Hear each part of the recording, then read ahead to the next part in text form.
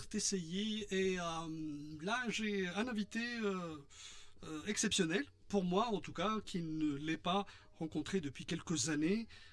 Il est tunisien, il est guitariste, il a beaucoup de talent, il est installé en France et il nous fait le plaisir d'être des nôtres. Bonsoir Mehdi Azaïz. Bonsoir Mondor, le plaisir est mien tout d'abord, merci de l'invitation. Ça me fait plaisir de te retrouver, de retrouver les studios 1. Oui, tu es venu à plusieurs reprises Mehdi. Oui. Hein. Oui. Et même lorsque j'étais sur une autre radio, tu te rappelles aussi. Exactement, je te suis partout. Voilà, c'est moi peut-être qui te suis partout, Mehdi. Grâce à ton travail et ton talent, évidemment, tu joues, enfin surtout du jazz, mais d'autres genres également. Tu vas nous en parler pour que ceux qui ne te connaissent pas te connaisseront davantage une fois que tu nous auras indiqué un peu le parcours, Mehdi. Avec grand plaisir. Alors, moi, ça fait, on va dire, une trentaine d'années, parce que je commence à être vieux un peu, je vais pas dire mon âge, que je fais de la musique. Non, on n'a pas besoin de ça, de toute façon. tu parais jeune, mais on est jeune au niveau de la tête, hein, beaucoup plus oui, c'est ce au qu'on niveau dit. du physique. Non, mais c'est vrai en plus. Non, Et je pense. je fais du jazz essentiellement maintenant, mais pas que, Oui. parce que moi, j'adore toutes les musiques, ce qu'on classe comme musique noire américaine. Donc, quand on parle de soul, de funk, voilà, exactement, ça passe du blues, bah oui, en passant par le jazz, la soul, le funk, le R&B, tout ça. Est-ce que tu as commencé par le jazz, Mehdi, ou est-ce que j'ai commencé par écouter les grands guitaristes rock des années 60.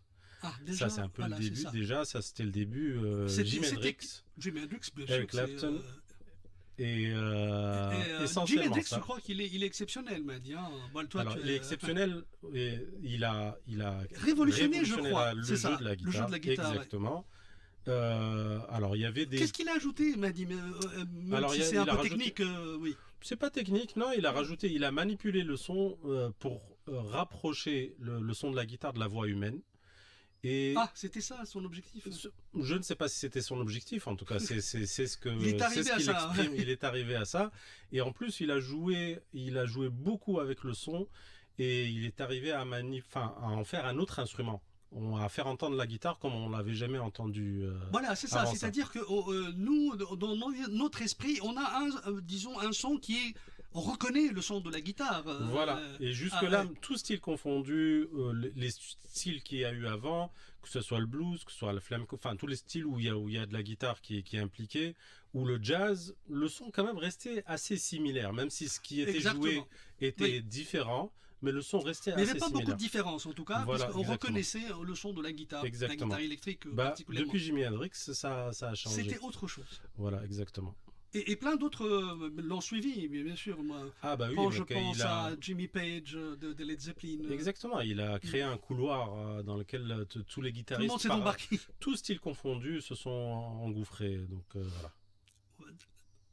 Bien. Alors, et ensuite, comment est venu ce style ou cette musique écoute, moi, ce qui dans ces musiques-là, en tout cas, qui étaient quand même pas mal ancrées dans le blues. Dans ce que jouait Hendrix, le son est différent, mais le contenu est quand même très marqué par le blues. Il y avait une grosse part d'improvisation. Et moi, cet aspect-là d'improvisation m'a tout de suite attiré. Oui, surtout que le blues reste assez classique en termes de suite d'accords ou de rythmique. Oui, c'est vrai. Je crois, parce qu'on reconnaît. Ça ne veut pas dire que c'est facile à jouer, hein. Non, pas du tout. Donc moi, ça reste assez classique. Moi, j'ai tout de suite été attiré par cet aspect-là d'improvisation. Et quand tu suis un peu l'évolution des musiques noires américaines, ça a commencé un peu avec le blues, et l'évolution naturelle, tout de suite après, ça a été le jazz. Et moi, il y a eu des passerelles, un peu des musiciens un peu emblématiques qui, tout en restant très ancrés dans le blues, ont commencé à intégrer des éléments d'improvisation de jazz dans leur jeu. Comme par exemple? Alors, il y a eu petit à petit Stevie Ray Vaughan. Oui. Il y a eu Robin Ford aussi. Pour moi, c'était important. C'était un peu ma porte d'entrée, parce que dans son jeu très ancré dans le blues et le rock, il y avait des éléments comme tu dis, toi, les éléments techniques, un peu de complexité qui venait du Il y avait jazz. Une couche supplémentaire. Voilà, exactement. Et ça a été pour moi la porte d'entrée. Et tout de suite, une chose amenant nous, enfin je parle pour moi, je parle pas pour toi. Moi je fais partie de l'ancienne génération où on avait un album, on ouvrait la pochette d'album. C'est la même chose. Hein. Et c'est la même chose, oui, et bien sûr. on voit les influences, l'histoire qu'il y a derrière les. C'était ça la magie du. Exactement. Et du coup, on voit que le monsieur, il raconte qu'il a été influencé par un tel. Du coup, moi, ça percute dans ma tête. Je dis, un tel, il faut que j'aille écouter un tel. Il faudrait l'écouter. Voilà.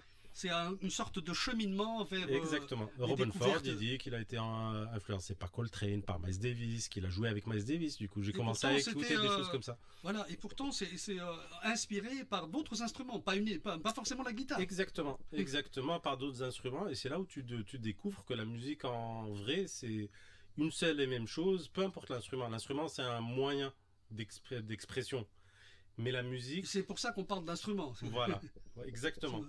C'est un moyen de transmettre ta voix. C'est le prolongement de la voix. Mais en vrai, la musique, c'est la même, quel que soit l'instrument. Et après, voilà, une fois que j'ai accroché au jazz, j'ai pas arrêté depuis. Et alors, vous avez commencé en Tunisie, je veux dire, vous avez commencé à jouer. J'ai commencé à jouer en Tunisie. J'ai commencé à apprendre aussi avec mon cher professeur Fawzi Chkili, la référence qu'on salue encore une nationale. Fois, qui devait être là hier, mais il n'était pas tout à fait disponible. C'était la journée internationale de jazz et c'est normal. Et donc j'ai pris des cours avec Fawzi. J'ai été le voir en concert aussi. Le fait d'aller le voir en concert avec ses projets, ça a été pour moi une très belle occasion aussi de mieux connaître cette musique-là. Ça m'a fait découvrir plein de choses. Et aussi j'ai commencé aussi à apprendre des choses en autodidacte. Alors à l'époque il n'y avait pas YouTube, maintenant c'est le trop d'informations, plein d'informations. Oui. Mais avant on était une petite communauté de musiciens et même si on se connaissait pas, je sais pas si tu as eu ça à Mondre, mais moi on entendait parler de quelqu'un à Beja qui avait tel ou tel album ou telle et telle vidéo pédagogique. On arrivait, je ne sais pas comment, à avoir son numéro de téléphone, le fixe bien sûr. Le fixe, et je prenais le fixe et je l'appelais, je lui dis, moi je me présente, je m'appelle machin. Est-ce que machin. Et des fois je prenais le bus, j'allais là-bas pour faire une copie, ou alors je trouvais quelqu'un qui venait de Belge. Et ramener le disque. Et inversement, il y a des gens qui m'appelaient moi aussi, qui me disaient, j'ai entendu, quelqu'un m'a dit que tu avais. C'était extraordinaire. Et c'est une époque où. Là, la proximité, l'échange, la communication était vraiment quelque chose d'extraordinaire. Bah oui, contrairement à ce qui se passe aujourd'hui où c'est plutôt le règne de l'individu. Exactement. Alors, je ne veux pas trop dénigrer non plus ce qui se passe, parce qu'il y a des avancées extraordinaires, mais c'est vrai que. Je crois qu'on a eu cette chance. Nous, on a eu cette chance. Exactement. Et on a assez vite, j'ai rencontré des musiciens un peu avec le même. Alors, cette époque-là. Même état d'esprit, je jouais pas forcément du jazz. Je m'intéressais, je commençais à m'intéresser, mais je continuais à jouer du rock, du blues, même des fois. Un peu de variété aussi pas trop de variété, j'ai pas trop fait ça. D'accord. Mais je jouais même du métal des fois dans certains groupes que j'ai. Ah bon? Oui. Ah oui, ça je ne savais pas. On a eu un groupe un peu, on reprenait les. Il y a AC/DC surtout. AC/DC, Metallica, Dream Theater, tous ces trucs-là.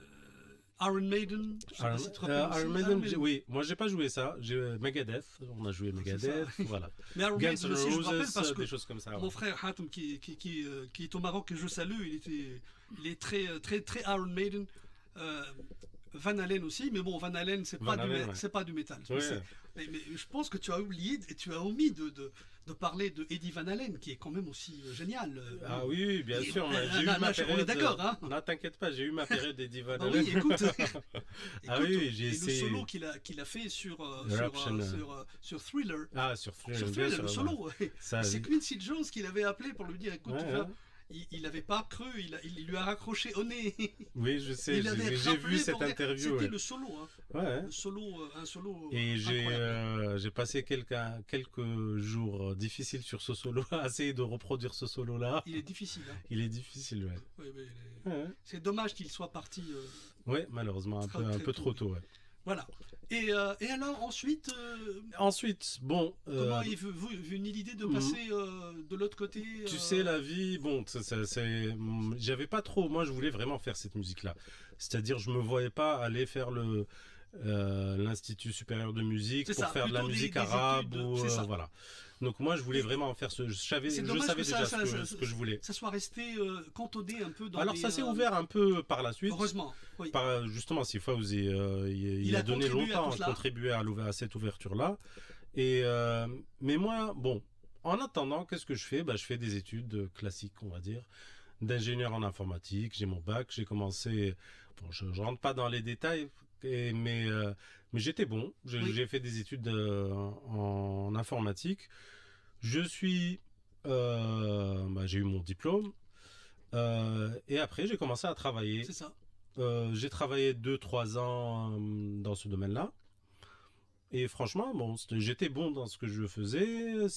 J'avais une vie Oui, un peu rangée, mais tout en continuant un peu à jouer de la musique, un peu moins des fois parce qu'il n'y avait pas trop le temps, oui, parce qu'on travaillait beaucoup. C'était l'époque des premières startups tunisiennes, BFI, enfin oui, oui, Vermeg oui, oui. maintenant pour pas Dans les les années dire. 90, oui. On travaillait beaucoup, beaucoup, on était bien payés. Et un beau jour, il y avait un festival de Tbarka Bah oui. en 2001. Festival Jazz à Tabarka. Jazz à Jazz à Tabarka en Tabarka. 2001, c'était le plein boom du festival de Ah oui, oui, Tabarka. c'était Donc je me magnifique. suis dit, j'avais un petit week-end 2 jours devant moi, je me dis, tiens, allez, Allez, j'y on vais. va se changer les idées avec des amis. On s'est dit, on y va. Oui. Donc on y va. Et là, j'ai pris une claque. C'est comme vraiment une vraie claque. Tu as regardé qui? Alors, j'ai regardé ce week-end-là en particulier, il y a un truc qui m'avait marqué, c'était le Mingus Big Band.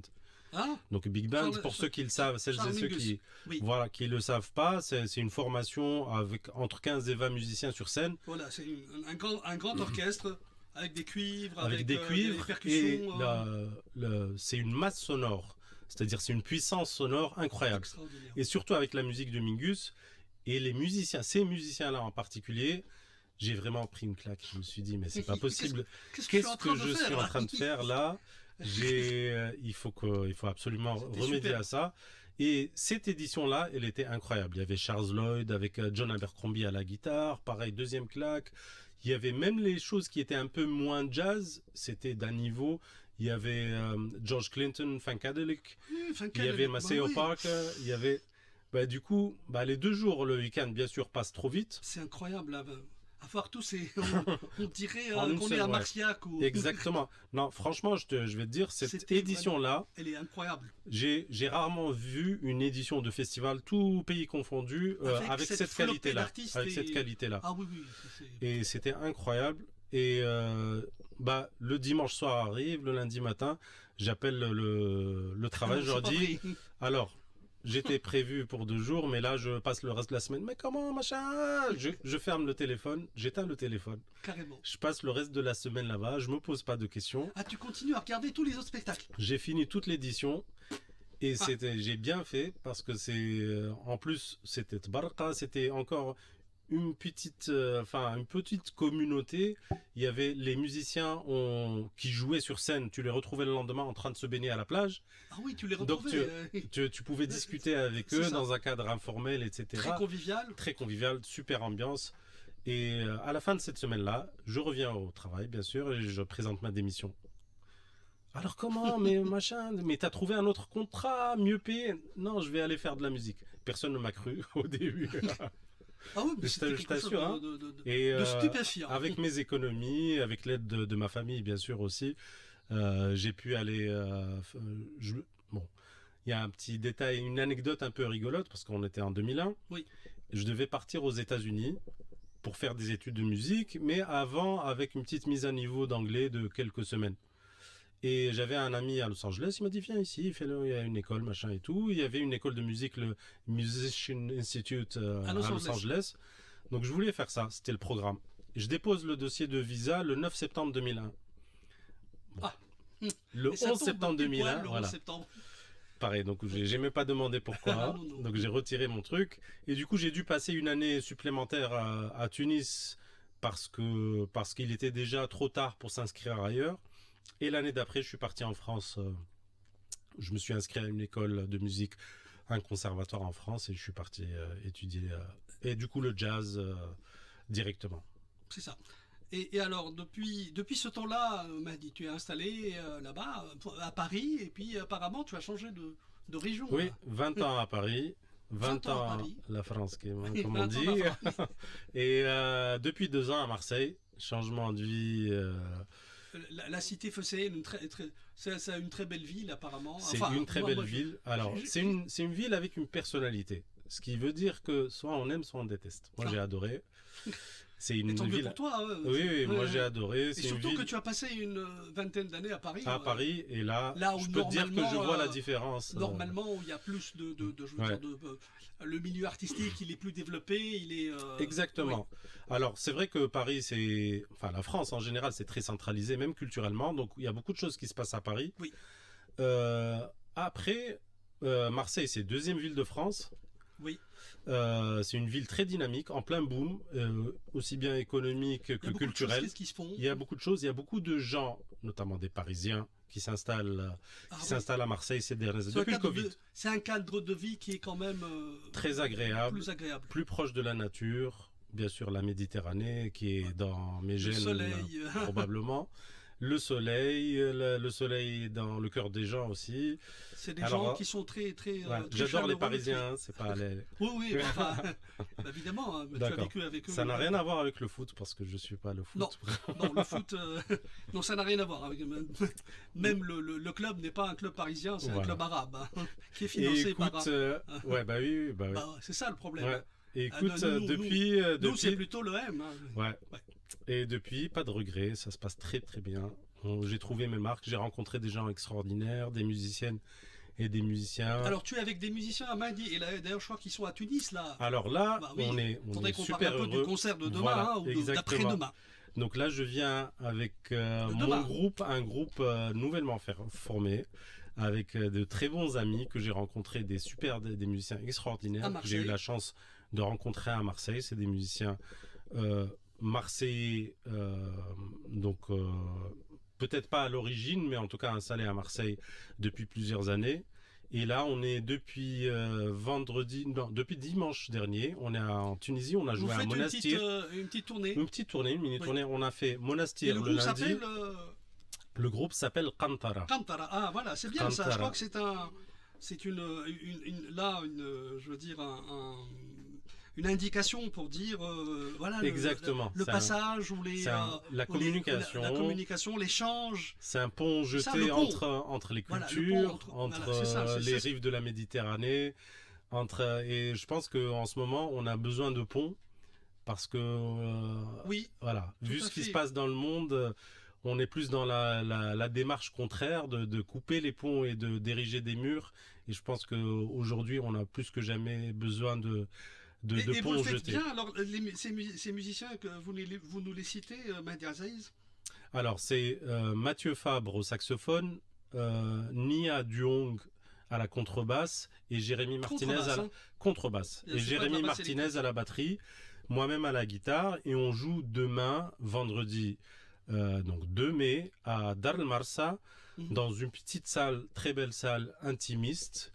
Et alors que vous avez joué hier, mais là je pense que c'est toi qui as joué hier. Alors c'est moi qui ai joué parce que j'essaie de garder quand même Vous avez été un guest, je crois. Exactement, et avec un très grand plaisir, j'ai retrouvé mes amis du Jazz Club de Tunis, Omar Louer, Jihad Bedoui à la batterie, et avec un très grand plaisir. Et moi, je renouvelle à chaque fois ça, et ça me fait très grand plaisir d'avoir joué avec eux. On a fait une jam session aussi d'anthologie au Habibi Downtown, et c'était voilà.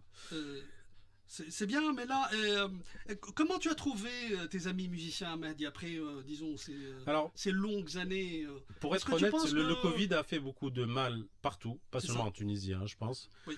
En tout cas, en France, c'est sûr.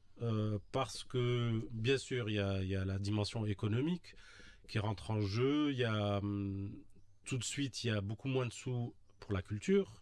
Oui. Malheureusement, c'est un peu le parent, ça reste toujours le parent pauvre, quoi. Le Malgré parent tout, pauvre, voilà. Et quand il a fallu serrer la ceinture après le c'est, Covid, on a sacrifié en premier la la culture. culture. Oui. Mais je pense, là, a posteriori, après quelques années après la fin du Covid, je pense qu'aussi au niveau des habitudes de sortie, d'écoute, ça a fait beaucoup de changements. Et je crois qu'il y a une génération qui a beaucoup moins l'habitude d'aller voir des concerts en live.